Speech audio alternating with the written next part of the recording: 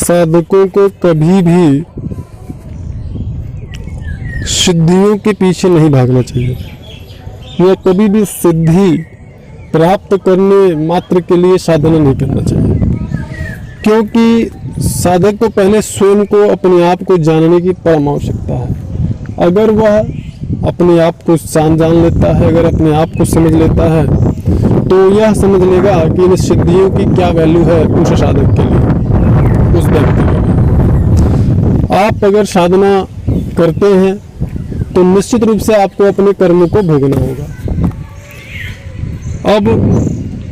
कर्मों को भोगने से तात्पर्य यहाँ पे यह है कि यदि आप अपने स्वयं के स्वरूप में स्थित होने के लिए यदि साधना करेंगे तो भी आपको कर्मों को भोगना है। यदि आप किसी सिद्धि प्राप्ति के लिए साधना करेंगे तो भी आपको कर्मों को भोगना ही पड़ेगा। तो दोनों ही परिस्थितियों में कर्मों को भोगना ही है। लेकिन अगर आप स्वयं के स्वरूप को प्राप्त करने के लिए साधना करते हैं, स्वयं के मुक्ति के लिए साधना करते हैं, जो जीवन मृत्यु का यह चक्र है, इस चक्र से आप मुक्ति पाने के लिए यदि साधना करते हैं, उस स्थिति में यह जो सिद्धियां होती हैं, आप ऐसे समझ लें कि यह प्रकृति के विधान के अंतर्गत, ईश्वरीय विधान के अंतर्गत यह सिद्धियां साधक को पुरस्कार के रूप में स्वयं गिड़गिड़ाते हुए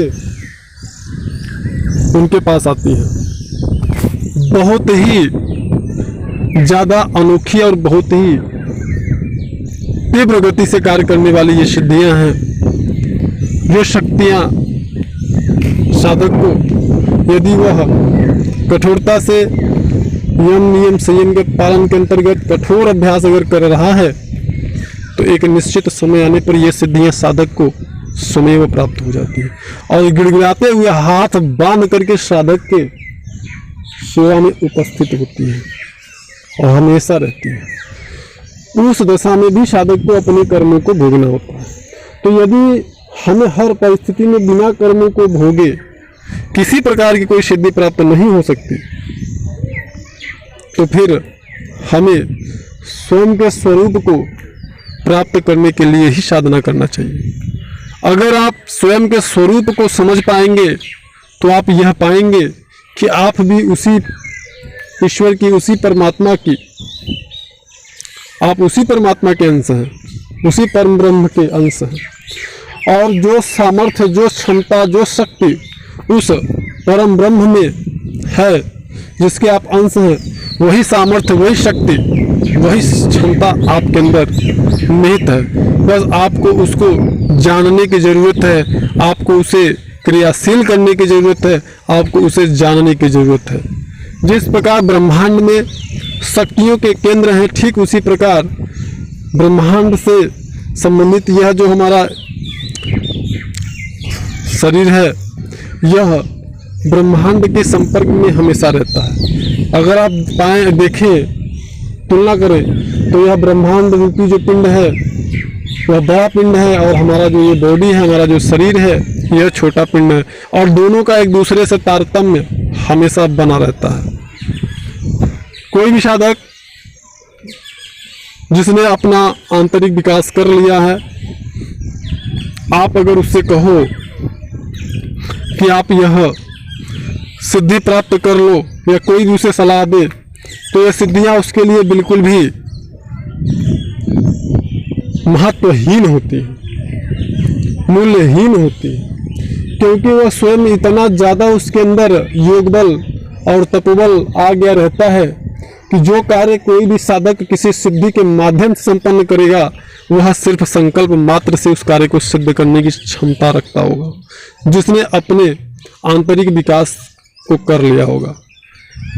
जो साधक अपना आंतरिक विकास कर लिया है, हम यहाँ पे आपको उदाहरण देना चाहेंगे कि अगर कोई भी साधक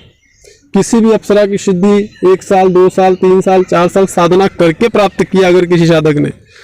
और अगर वहीं पे किसी ऐसे साधक को देखा जाए जिसने अपना संपूर्ण आंतरिक विकास कर लिया है, तो जो 4 साल उसने दूसरे साधक ने साधना करके अप्सरा की सिद्धि प्राप्त की है,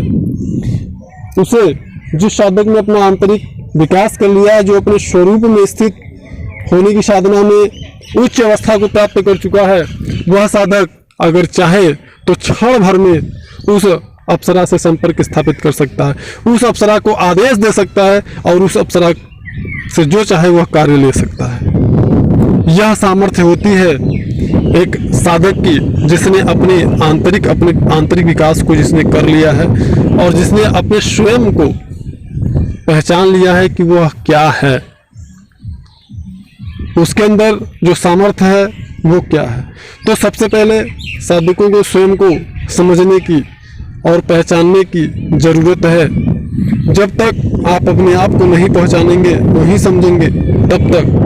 आप ऐसे ही सिद्धियों के पीछे भागते रहेंगे, ऐसे ही ठगे जाते रहेंगे, ऐसे ही आपका समय, आपका ऊर्जा, आपका पैसा सब कुछ बर्बाद होता रहेगा और किसी प्रकार का आपको कोई लाभ प्राप्त नहीं होगा। क्योंकि जब आपके कर्म अवरोध मारेंगे तो जानकारी के अभाव में, दृढ़ता के अभाव में आप निश्चित रूप से उस साधना को छोड़ देंगे, जबकि यह निश्चित करना होता है कि हाँ मुझे क्या करना चाहिए। तो इसलिए ऐसी परिस्थिति में साधकों को एक उचित और सामर्थ्यशाली गुरु या मार्गदर्शक की परम आवश्यकता होती है। अन्यथा यह आध्यात्म मार्ग उतना सरल नहीं है जितना सरल लोग इसे समझते हैं, या जितना सरल आजकल के गुरु या मार्गदर्शक सोशल मीडिया पर इसे बताने का प्रयास करते हैं। 7 दिन में सिद्धि और 21 दिन में सिद्धि दिलवाते हैं। धन्यवाद।